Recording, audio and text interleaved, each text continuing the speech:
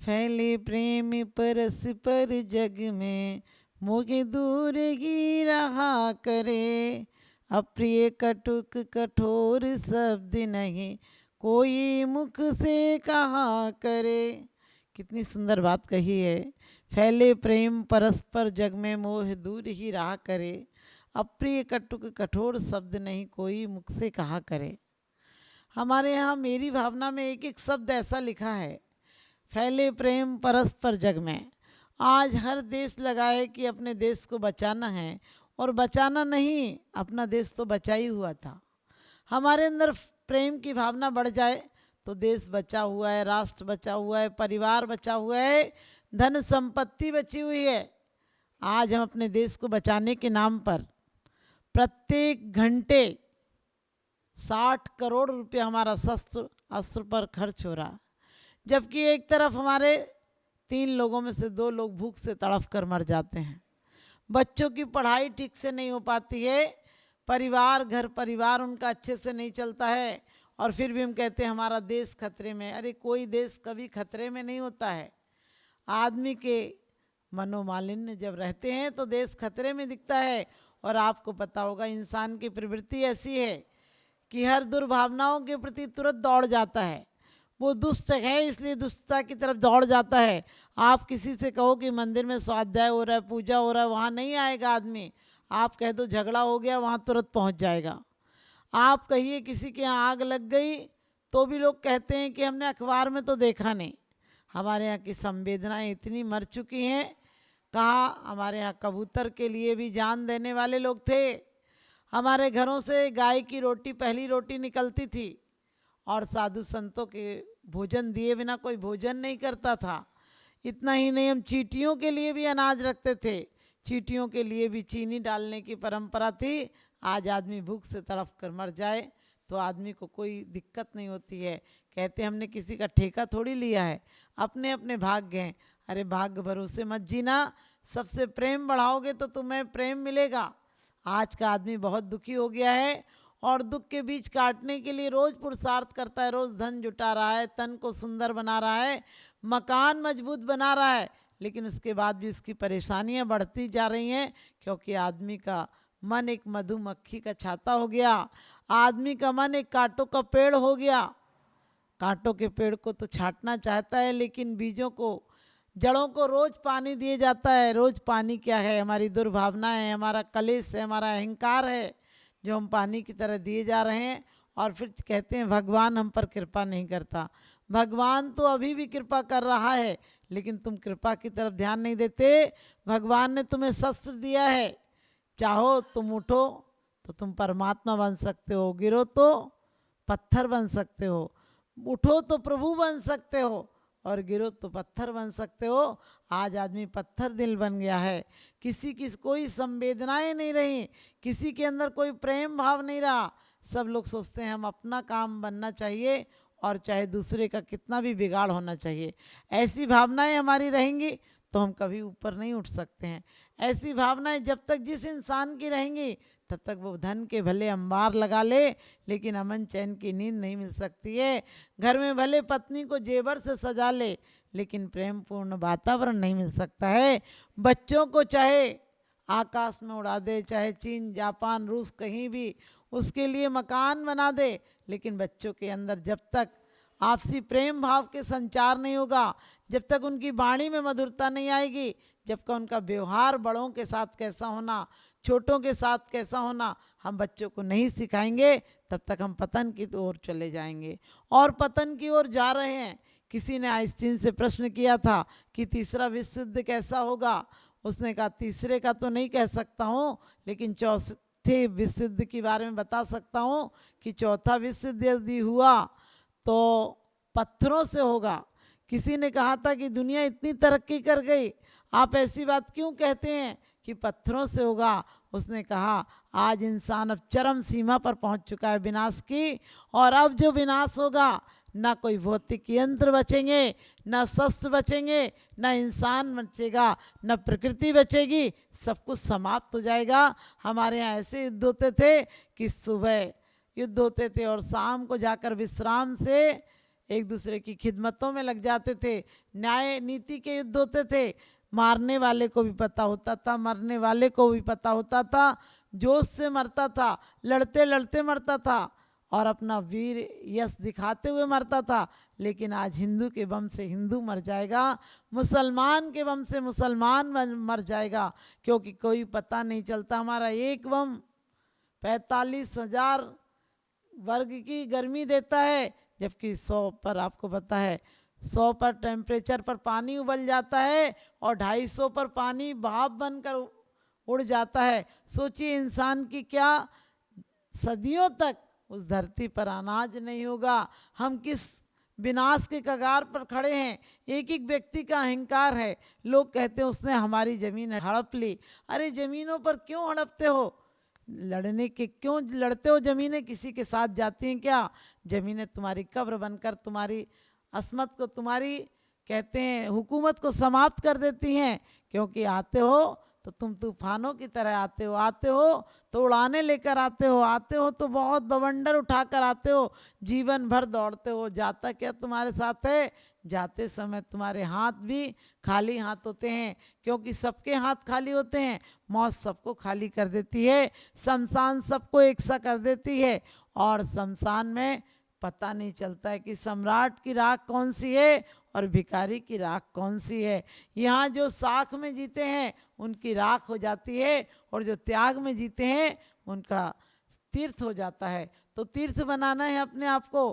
कभी भी हमें ये नहीं सोचना है इस देश का बुरा हो जाए, इस देश का बुरा हो जाए। जब भी कोई दो देश युद्ध करते हैं तो इंसान की बुद्धि होती है एक तरफ हो जाता है। कभी कभी मैच में भी लोग पागल हो जाते हैं, अरे यहाँ परमाणु बम गिर रहे हैं, आज परमाणु बम गिर रहे हैं देश पर, और हम लगे हुए हैं कि गेंद मैच देखने में लगे हैं। मैच में भी हमारा हिंदुस्तान जीत जाए, यदि पाकिस्तान, अमेरिका, कोई दूसरा देश जीत जाए तो लोग टीवियां तक फोड़ देते हैं। सोचो बेवकूफ़ी की हद है। यहाँ परिवारों में चाहे भूखे मर रहे हैं, वहाँ सट्टे लगाते हैं और ये बताते कौन सा देश जीतेगा।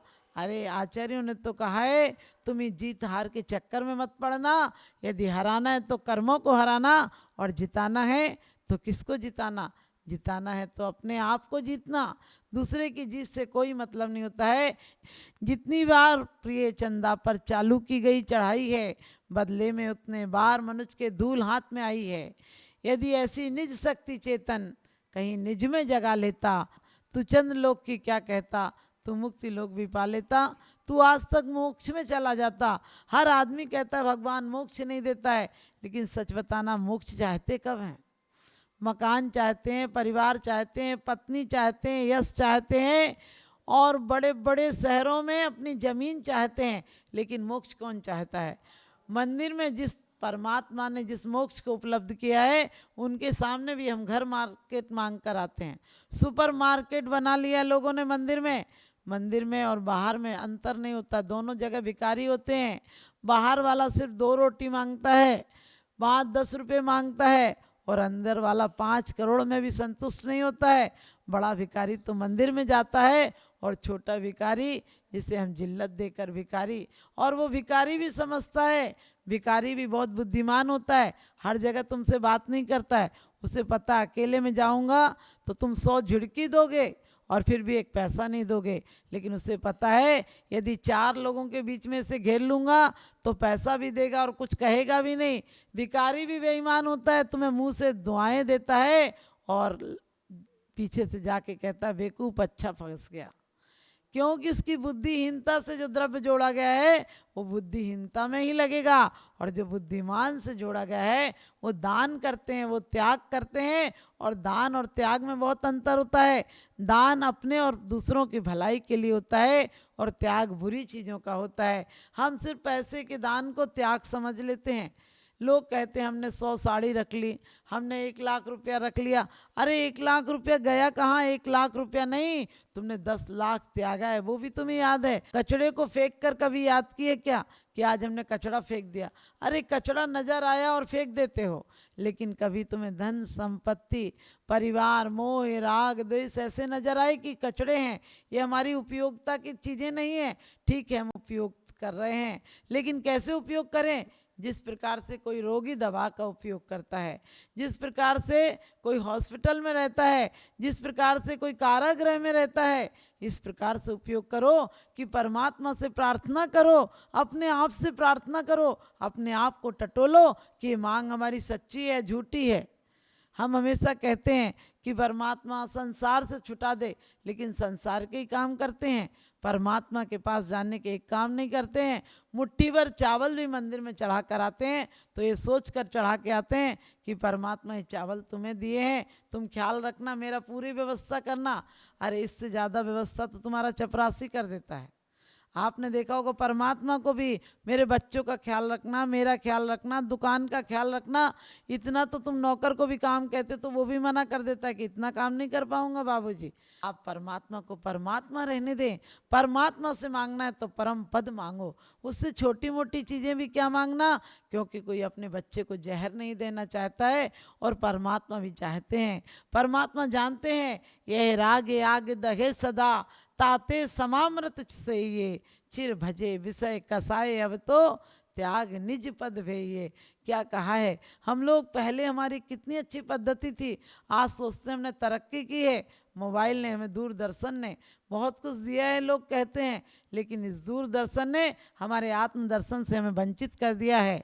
जितनी भी बार प्रिय चंदा पर चालू की गई चढ़ाई है, बदले में उतने बार मनुष्य के धूल हाथ में आई है।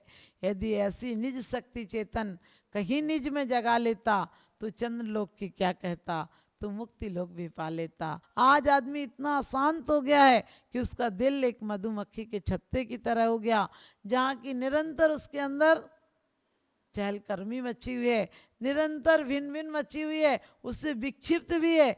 आप सोचिए आपके कानों के पास पूरे टाइम यदि हजारों मच्छर बोले तो आपकी शांति कैसे रहेगी। इसी प्रकार से वासनाओं के, कामनाओं के हजारों मधुमक्खियाँ हमारे साथ हैं। आज हमारे जीवन की हालत ऐसी हो गई है जैसे एक बैलगाड़ी में चारों तरफ बैल जुते हों और चारों बैल अपनी अपनी तरफ गाड़ी को खींचते हों, तो आप समझ गए गाड़ी कहीं नहीं पहुंचेगी, गाड़ी टूटेगी, गाड़ी मरेगी, बैल भी मरेंगे और इंसान की भी दुर्घटना होगी। आज हमारे भी पांचों इंद्रियों के बैल चारों तरफ जुते हैं, सब लगे हैं अपनी अपनी कामनाओं में, सब कहते हैं हमें ये चाहिए, ये चाहिए, ये चाहिए। और कहते हैं परमात्मा एक बार ऐसी हालत देखकर उसे दया आई और 3 देश के लोगों को एक साथ बैठे थे, उसने कहा बताओ तुम लोगों को क्या चाहिए, मैं चाहता हूँ कि तुम लोग अपने दुख से मुक्ति पालो। तुम लोग इतने अशांत हो गए, इतने अशांत तो मैंने कभी सोचा नहीं था, मनुष्य इतना अशांत, इतना विभ्रमशील हो जाएगा। तो कहा मांगो, क्या मांगना चाहते हो। तो अमेरिका ने कहा कि बस हम कुछ नहीं चाहते हैं, रूस को मिटा दो। और उसने कहा वैसे तो हमने तुम्हारे मंदिर बनाना बंद कर दिए हैं, हमारे यहाँ मंदिर थे हमने मिटा दिए हैं, हम मानते ही नहीं तुम परमात्मा हो, लेकिन तुम एक काम करो कि अमेरिका को और इंग्लैंड को दोनों को एक साथ मिटा दो, बस हमें और तुमसे कुछ नहीं चाहिए। आप समझ गए, एक दूसरे को मिटाने में लगे हैं। अमेरिका कहता है रूस को मिटा दो, रूस कहता है कि इंग्लैंड को मिटा दो और इंग्लैंड कहता है अमेरिका रूस दोनों को एक साथ मिटा दो। आज हमारी ये हालत है, हम दूसरों को मिटाने के लिए अपना भी अमन चैन खो देते हैं। एक एक इंच जमीन के लिए हम कई वर्षों तक कोर्ट कचहरियों के चक्कर काटते हैं। आज हमारी बात पूरी नहीं हो इसलिए हम परिवारों में तकरार कर लेते हैं। हमें परिवारों में तकरार नहीं, प्यार बढ़ाना है, क्योंकि कहते छोटी सी बात का छोटा सा जवाब है। हम खुद खराब हैं तो जमाना खराब है, जमाना खराब नहीं है। हम सुधरेंगे, जगत सुधर जाएगा। अपने आप को बदलो, कोई दूसरा क्या करता है इसकी तरफ मत ध्यान दो। हम किसी से भी तकरार क्यों हो जाती है, हम उसके 100 एहसान भूल जाते हैं और एक अहंकार को याद रखते हैं। किसी ने 100 अच्छाइयाँ की हो, जब भी तुम्हारी तकरार हो तो अपने जीवन को मंदिर बनाओ, अपने जीवन को अच्छी वस्तुओं का संग्रहालय बनाओ, जिसे देखने के लिए देवता भी आएँ। क्योंकि आज तक हमने गलतियों का संग्रहालय बना रखा है, अपने मन को सिर्फ दुर्भावनाओं का संग्रहालय बना रखा है। और इसलिए जब आप बहुत गलत चीज़ें जोड़ते हैं तो गलत व्यापारी आपके यहाँ आते हैं। आप जूता चप्पल रखेंगे तो जूता चप्पल के व्यापारी आएंगे और सराफा रखोगे तो सराफे के व्यापारी आएंगे। आज हमने गलत दुर्भावनाओं का खजाना कर रखा है, दुर्भावनाओं का सेल लगा रखा है, तो दुष्ट लोग ही आएंगे। हम सद्भावनाओं का व्यापार करें, सद्भावनाएं सिर्फ अपने अंदर संग्रह करें तो हमारे पास सज्जनों का आवागमन होगा। आपका जीवन भी एक सुंदर मंदिर की तरह बने, मरघट की तरह नहीं बने। आपका मन एक मधुवन की तरह बने, मरुस्थल की तरह नहीं बने। आप सबके जीवन में सुख शांति हो, आपकी वाणी में प्रेम हो, आपके लोगों के अंदर बहुत शुभ विचारों का संस्कार हो। यही शुभ भावनाओं के साथ अपने परिवार में आप सुख और शांति चाहते हैं तो आपसी प्रेम बढ़ाइए, मिलकर रहिए, बांट कर खाइए, सही जीवन का आनंद उठाइए। आप सबके जीवन में सुख और शांति प्राप्त हो, हमारी ऐसी मंगल कामना।